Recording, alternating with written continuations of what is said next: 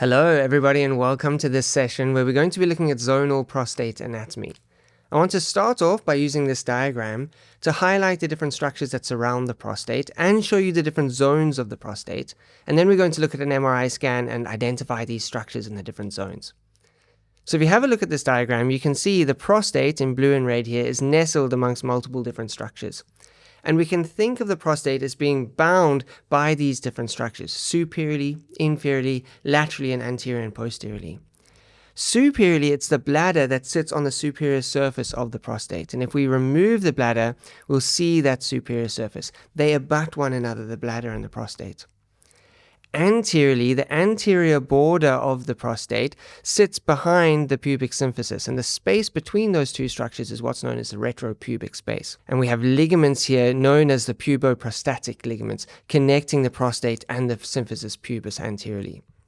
We can see now that we have exposed the superior surface of the prostate. We've got three different zones that we're going to identify later, but we can also see this opening here which is connecting the bladder to the prostate. This is what's known as the prostatic urethra. It's the start of the urethra. The urethra travels through the prostate itself, extends out through the shaft of the penis later on, and the urethra has multiple different segments which we're going to identify. Inferiorly, it's the levator ani muscle that wraps around the inferior border or the apex of the prostate itself. Not only that, but the levator ani muscle groups, there's three main muscles in the levator ani, they wrap around the lateral margins of the prostate itself. And it's some of that fibromuscular tissue related to the levator ani especially that make up what's known as the pseudocapsule of the prostate. We see a hypointense capsule around the prostate. It's not a true capsule of the prostate, it's actually the fibromuscular tissue of the levator ani muscle. And we'll see that in an MRI. Now we can separate the levator ani into three separate muscle groups. We have the puborectalis, which travels from the pubic symphysis and wraps around the rectum. We've got the pubococcygeus, which goes from the pubis symphysis down to the coccyx, and then we've got the iliococcygeus.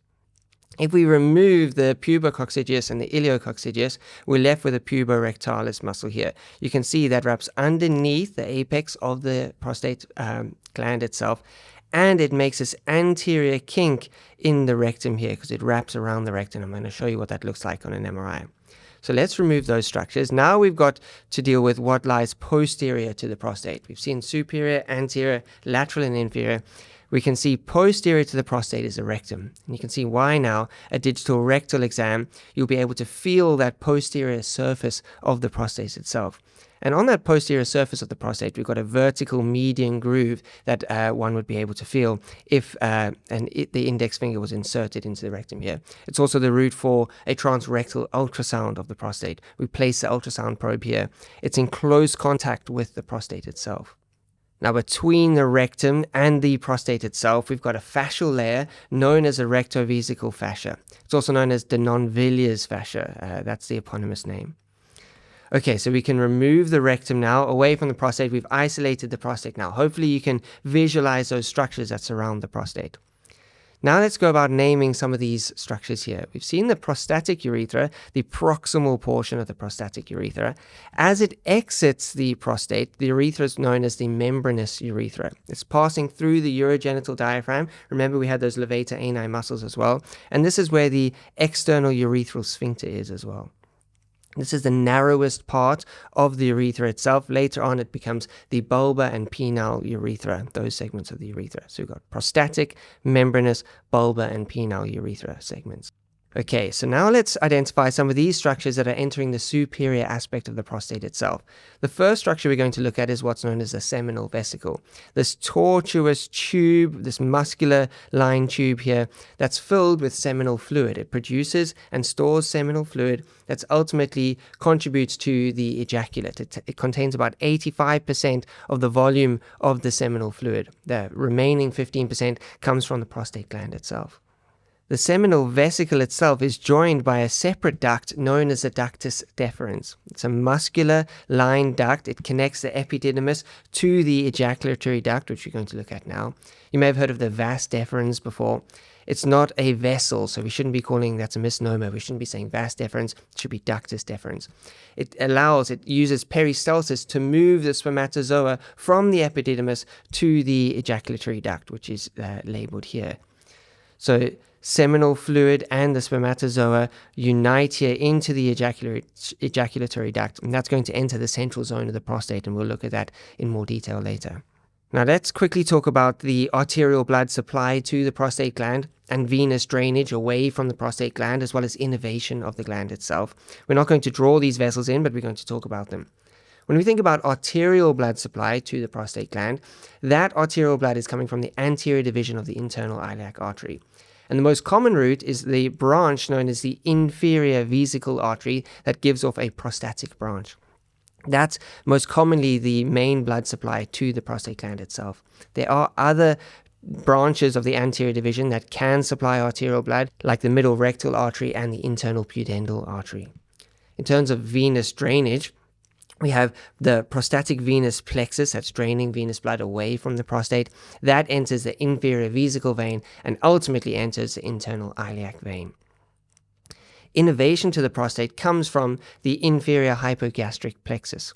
And we've got parasympathetic supply and sympathetic supply to the prostate gland itself. That parasympathetic supply is coming from the pelvic splanchnic plexus, and that sympathetic supply is coming from the lumbar splanchnic plexus. Okay, so that's arterial and venous drainage as well as innervation. Now, you may have heard me mentioning that this part of the prostate is known as the apex of the prostate. We can think of the prostate as being an upside-down pyramid. It's got a large, flat superior surface and a much more pointy inferior surface. That large, flat superior surface is what we call the base of the prostate, and the pointy inferior surface we call the apex of the prostate. That can be confusing because the apex is below the base, but that broad, flat base is in contact with the bladder, and we call it the base because it's the widest, flattest part of the prostate, and the pointy part is the apex inferiorly. Okay, so now we've labeled the structures around the prostate and some of the structures entering the prostate. This talk is about zonal prostate anatomy, and we can separate the prostate into 4 distinct zones. And these are radiological zones. We can have histological classification of the prostate. Now we're looking at radiological zones of the prostate.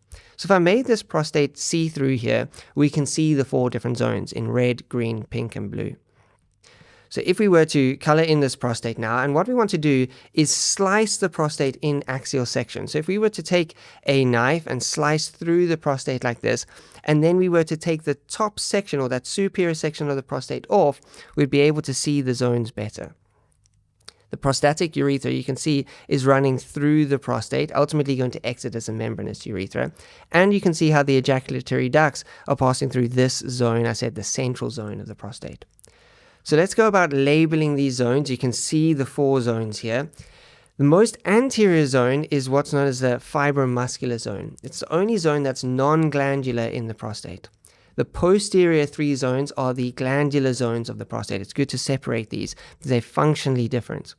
So anterior is the fibromuscular zone.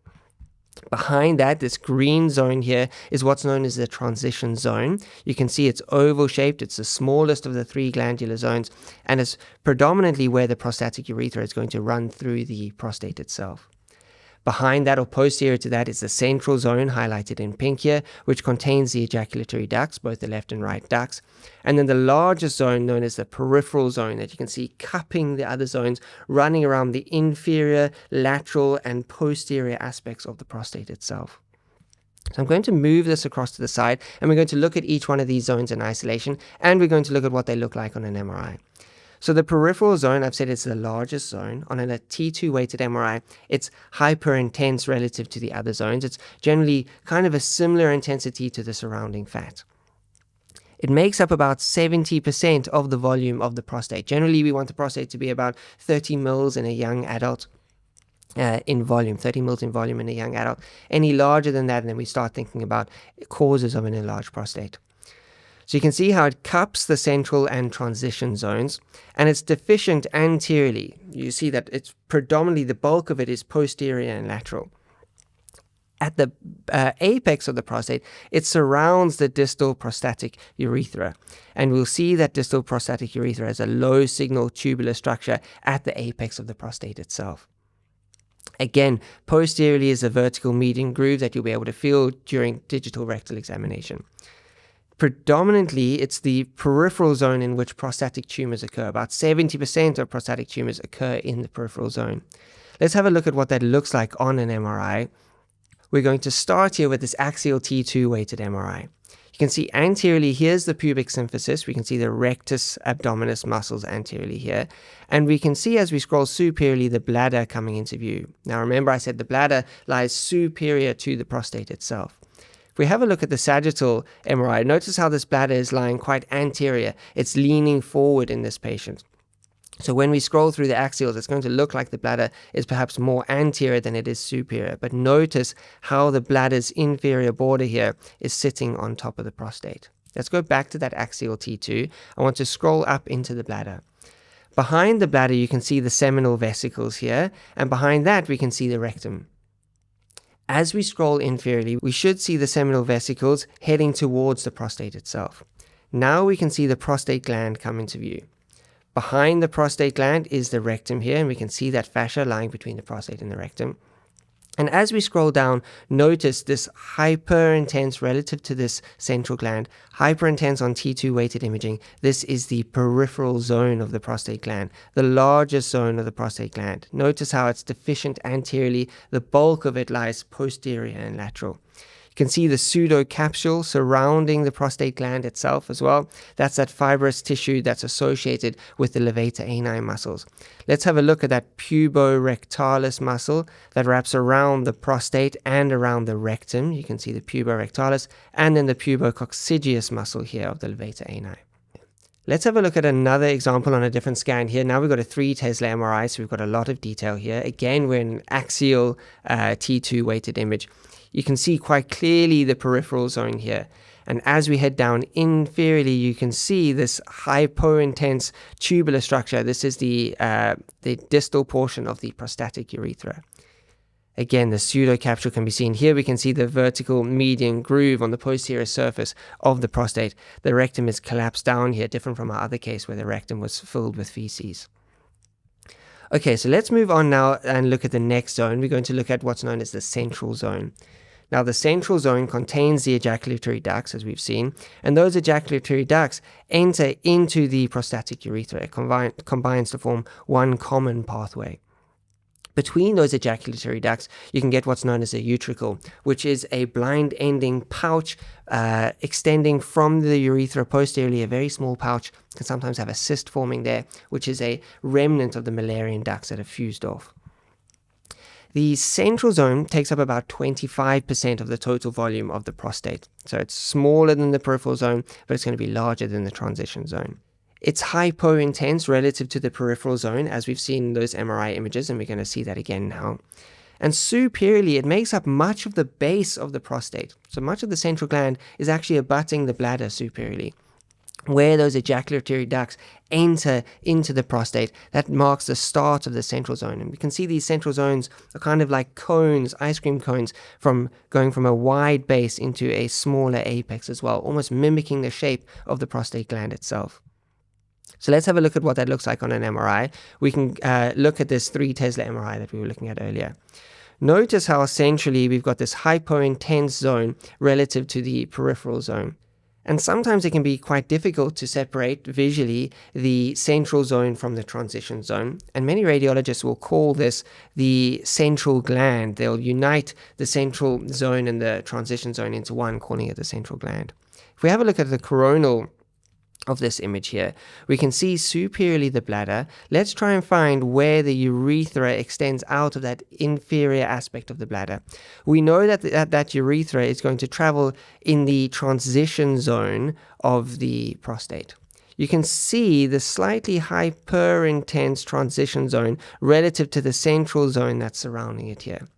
And you can see there's almost a capsule between the central zone and the peripheral zone here. It's not a true capsule, but we got that hyper-intense band surrounding the central zone here. So we can see the central zone distinct from the transition zone in this coronal plane. And if we extend out posteriorly, we should see the seminal vesicles here posteriorly. Look how tubular and tortuous the seminal vesicles are. Now, we said that the peripheral zone accounts for about 70% of prostate tumors in location. The central zone is a very rare zone for tumors to occur. The remainder of tumors generally occur in the transition zone, and we can have a look at the transition zone now.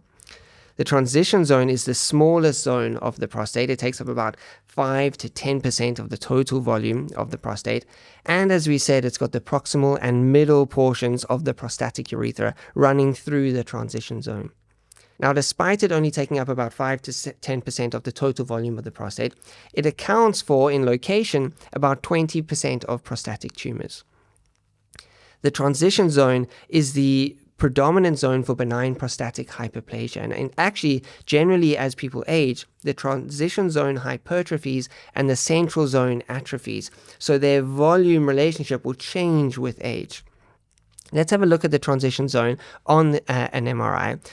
We identified it previously as wrapping around the proximal and middle portions of the urethra. So we can follow the urethra down and we can see here is the transition zone, the smallest, almost most central part of the prostate itself.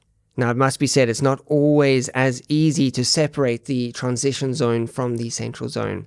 However, what's most important is if we're looking at a mass or an enlargement in the prostate, we want to figure out, is this enlargement coming from the transition zone and expanding out and pushing, say, the peripheral zone away?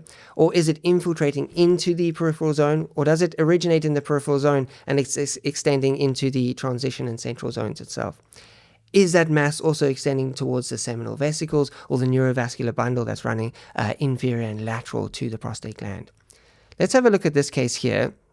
We can see the pubic symphysis anteriorly and the rectus abdominis muscles here anteriorly. Here's the bladder. As we scroll down, we come into contact with the prostate. Notice this prostate looks much different to the prostates we've seen. Look at this heterogeneous signal, this encapsulated mass within the prostate. As we scroll down inferiorly, we can actually see the hyperintense relative to the central gland zone here, known as the peripheral zone.